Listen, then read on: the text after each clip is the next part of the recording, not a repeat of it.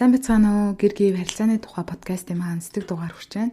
Тэгээ айгүй өрхөн өнгөрсөн 7 хоногт YouTube-ийн маань subscriber арай 100 хүрэхгүй байсан гэсэн чинь энэ 7 хоногт чинь бараг 20-30-аад хүн нэмэгдээд тэгээ 125 билүү 24 subscriber-та болсон бэлээ. Тийм болохоор сонсож байгаа хүмүүс маань мэдээж хэрэг цааш нь шеэрлээд олон хүмүүст хүргэсэн болохоор энэ үр дүн гарсан бахаа гэж би бодож байна. Тэгээд хүн тус бүртээ маш их баярлалаа гэж хэлмээр байна. За өнөөдрийн сэдэв маань бол харилцан ярианд орж байхдаа бидний гаргадаг бүдүүлэг үйлдэлүүд. За бид нар ер нь бүгдээрээ хүмүүстэй ингээ socially connected бол байхыг хүсдэг шүү дээ тий. Тэгээ хүмүүстэй ойр дотны гүн гүнзгий харилцаа тогтоохын тулд бид нар одоо хөнгөн жижиг одоо ярианаас эхлээд одоо хүндрүүлээд ярилцаагаа юм гүн гүнзгий болгохт тий. Тэгээ дөнгөж би битэйгээ таньж мэдэх юм уу ямар нэгэн шинэ уулзалтанд одоо очичоод бид нар одоо миний энд дурдах байгаа 10 бүдүүлэг үйлдэлүүдийг татаад байх юм бол цаашаага бид нэр одоо хүнтэй гүн гүнзгий холбоо тогтоож чадахгүй. За тэгээд нөгөө хүн маань биднийг сонирхгүй байх тий. Буцаж эргээд нөгөө хүнтэйгээ одоо цаг өнгөрүүлэхийг хүсэхгүй байх, үл тоомсорлогдох гэх мэтчлэн одоо иймэрхүү зүйлүүд бол гарч болцшгүй. Тэгээд бид нөгөө нэг одоо байгаа найз нөхдийн хүрээлэл одоо гэр бүл хамаатан садныхаа харилцааг илүү гүнзгийрүүлэхээс гадна бид нар бас цаашаага хүрээгээд хэлээд найз нөхдийн хүрээгээд хэлээд хүмүүстэй харилцаанд ордог тий. Тэгээд энэ гоё хүмүүсийн нөгөө харилцаа холбоо connection ингээд хэллэг тусан бидний бас боломж их нээгдэж байдаг тий. Тийм учраас эдгээр зүйлүүдийг ер нь айл болох гаргадаг байх юм бол тэдгэрийг айл болох багасгахыг хичээгээрэй. Тийм болохоор за ингээд хөнгнөөс нь хүндрүү нь одоо энэ 10 бүдүүлэг үйлдэлж гисаа технээс нь ярих гэж бодож байна. Нэгдүгээрт уцаа шалгах. За одоо бид нар бол уц хэрэглээд бидний одоо амьдралын нэг сашгүй нэг хэсэг болоод нэлээдгүй хугацаа өнгөрчлөө гэсэн хэдий боловч бид нар харилцаанд орж байхдаа уцаа шалгах, сошиал медиагаа гүйлгэх зэрэг үйлдэлүүдийг бол ерөөсөө хийсээр байгаа тий. Тэгээд энэ жижигхэн үйлдэл юм шиг мөртлөө бид нар бол айгүй бүдүүлэг хүн гэдгээ үггүйгээр бол харуулж яадаг. За цаашлах юм бол одоо ингээ хоолны ширээний ард хүнтэй уулзаад зогсож явахдаа эсвэл нөгөө айлд очичоод ширээн дээр нь уцаа гаргаж тавиад тэгээд хаяадаа ингээд товшоод нүүрэн дээр нь ингээд товшоод юм ирж үгээд ингээд шалгаад байдаг. За бид нар одоо бүгдээрээ мэдэн штэ тий хүнтэй уулзахдаа харилцаа ярилцж байхдаа одоо уцандаа чимээгүй тохиргоо хийх тэгээд уцаа ялангуяа ил гарахгүй байх хэрэгтэй хүмүүс бол кармандаа хэмхтэй хүмүүс бол илүү хүндээ хийх гэдэг ч юм уу тий. Эдгээр зүйлийг мэддэг хэрнээ бол одоо мөрдөөд хэрэгжүүлдэг нь бас их ховор байгаад тах шиг байна. За бид нэр одоо уцаа оролдоод эхлэхээр нөгөө хүн маань би чамаас одоо уйдж байна. Чамайг сонирхгүй байна.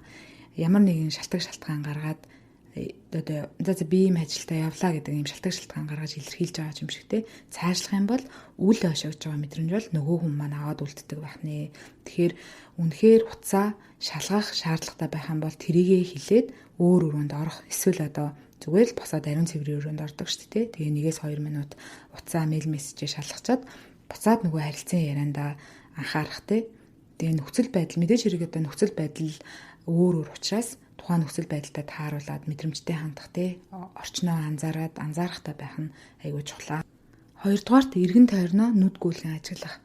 За хүнтэй яриад харилцан ярианд ороод ингээд зогсож байгаа үедээ бид нэр хүнийхээ нүд рүү харахгүй, ярианд нь анхаарлаа хандуулахгүй, эргэн тойрноо гайхсан янзтай одоо нүд гүйлгэн толгоогоо хөдөлгөөд ингээд ажиглаад идэх шүү дээ. Тэгэхээр нөгөө түрүүний хэлсэн шиг ямар энэ чиний ярьж байгаа зүйл чи ямар уйдгартай юм бэ? Өөр сонирхолтой зүйл юу байгаа юм бэ гэдэг одоо ирж одоо хайж байгаа тэр тохиог бол нөгөө харилцагчтай өгж байгаа байхгүй юу? Мэдээж хэрэг нөгөө хүлээж авч байгаа хүнд энэ бол одоо маш бүтүүлэг үл ошогдож байгаа мэдрэмжийг аваад үлдэж байгаа болохоор мэдээж хэрэг бол сэтгэл нь бол өвдөн шүү дээ. Тиймээс хамгийн гол нь та өөрөө анзаарахтай байгаад хэрвээ та тийм үйлдэл хийж аваад өөрийгөө анзаарчих юм бол яна би ч ингээд анхаарал сарнсан биш үү. За буцаад нөгөө хүндээ анхаарий гэд буцаагаад анхаарлаа нөгөө хүндэд төвлөрүүлэхээс өөр одоо арга байхгүй тий. За 3 дугаарт нь төвчээртэй байдал. За хүн болгон сонирхолтой сэдв бол ярихгүй. Тэгээ нэг ярьсан зүйлээ дахин давтах, хизээ дуусах нь мэддэхгүй одоо ухсруулан ярих гэх мэт одоо энэ залхаах үйлдэлүүдийг бол нөгөө харилцаж байгаа хүн маань бол ингээд заримдаа бол хийдгээ. Бид нар бол тийм харилцагч нартай бол тувчирч исэн л ах те. Би бол зөндөө учирч исэн те. За бид нар тэгээд заримдаа эдгээр үйлчлийг санаатаа санамсаргүй бас өөрсдөө гаргадаг. Тэгэхээр бүх харилцан яриа бидэнд бол 100% таалагдана гэж бол байхгүй болохоор тухайн нөхцөл байдалтай тааруулаад тодорхой түвшинд одоо бид нэр бусдыг төвчээртэй сонсож сурах хэрэгтэй болчиход байгаа юм л да. Тэгээ үнэхэрийн харилцан яриа ярьж байгаа сэдв чинь одоо таалагдахгүй ч юм уу те таны ингээд нөгөө цагаас чинь хэтрээд ингээд явчих юм бол та алгуурхан асуултаар ярианы сэдвээ бас өөрчилж бас болно. Дөрөвдүгээрт ганцаараа л яриад авах. За харилцан ярьж байгаад бидний одоо ээлж болоод бидний ярих ээлж болоход нэг ганцаараа л яриад гэдэг чтэй нөгөө хүндээ ярих боломж юусоо олохгүй. За тэгээ нөгөө хүн маань хүлээж байгаа жоохон ярих боломж гараад биднийг паузлангууд ярих гингууд нөгөө хүнээ бас тахирч давж яриад идэг. За энэ нь болохоор нэг талаа барьсан буюу одоо таал ганцаараа яриад байгаа учраас энэ чинь харилцан яриа болж чадахгүй.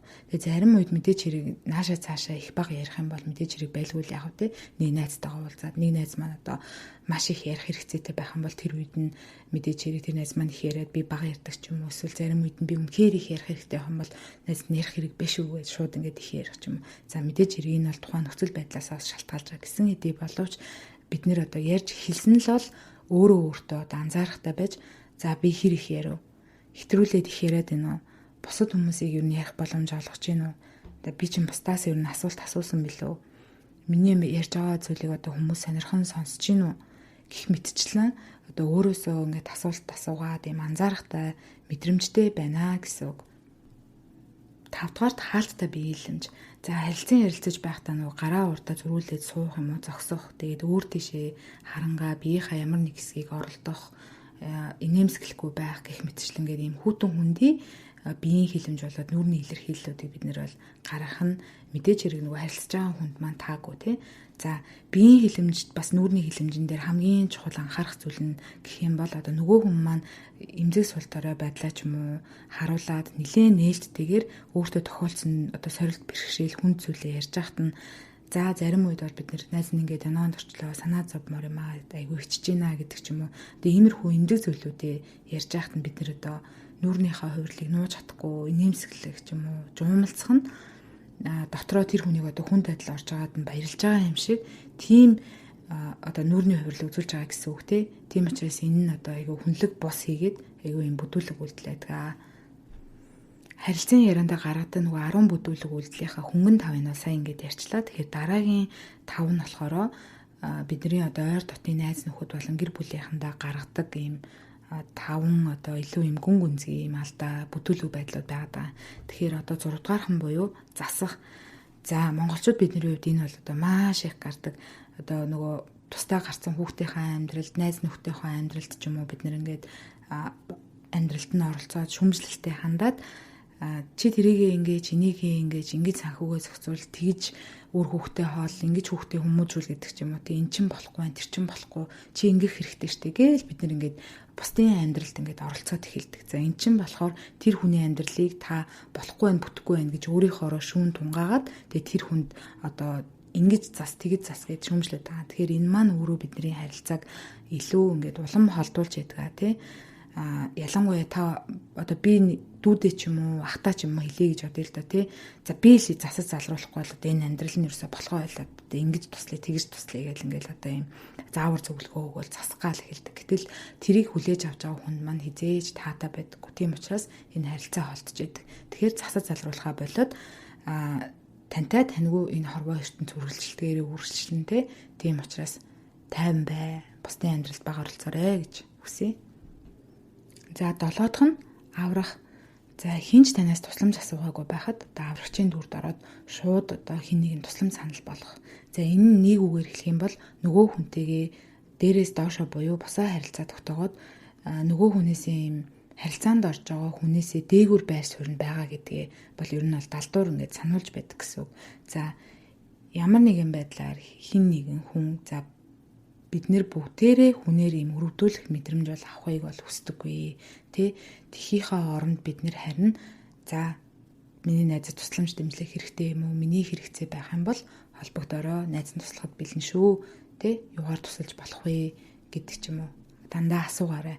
Өөрөөс нь өөртөө нэхлээ зөвлөлдөөр тэгэхгүй асуугаагүй байхад нь би чамайг тгий инги гэдэг хаар энэ бол айгүй бүдүүлэг үйлдэл болдог шүү. За 8 дугаарт зөвлөгөө өгөх. За ялангуяа бид нар ингээд найз нөхөд маань, ойр дотны маань хүн ингээд одоо ингээд асуудлаа ярьдаг шүү дээ. Асуудлаа яриад одоо надад энэ хэцүү байна гэж ярьж идэг. Тэгэнгүүт нь бид нэр ингээд шууд л гарц гаргалгаа болоод зөвлөгөө өгөхгүй л тэгэл тэр өгсөн зөвлөгөөгөө хүчлээл тэрийгэ зөв гэдгээ батлах гад ер нь ингээд дайраад эхэлдэг. За хүн мэдээж хэрэг ингээд дотных нь хүн зовлон шаналлаа ярьж байгаа юм чинь тусалчих юмсан гэдэг сэтгэл бол мэдээж хэрэг байж байгаа тий. Тэрнээс үүдээд бид нэр ингээд зөвлөгөө өгөөд энэ зөв гэд өөрийнхөө бодож байгаа өөрийнхөө мэддэг мэдэрсэн юм уу тэр экспириенсийг гаргаж ирээд нөгөө хүндээ өгөх гээд. Тэгээд хамгийн гол нь таны ингээд санаж явах хэрэгтэй зүйл нь зөвлөгөө өгөх гэхээсээ илүүтэй ямар ч хүн одоо нөгөө асуусан асуултынхаа хариултыг сэтгэлийнхаа гүнд бол хүн мэдчихэдэг. Тийм болохоор одоо тухайн үедээ тэр хүн маань тухайн үедээ ойлгож анзаараагүй байсан ч гэсэндээ ярилцаж байх үедээ тэр хариултынхаа асуултынхаа хариултыг олж идэг учраас одоо ялангуяа зөвлөгөө ингээд аман дээр ч гарч ирээд байх юм бол залгиж сурах нь нөгөө хүнээ илүү хүндэлж байгаа тийм хэлбэр юм аа.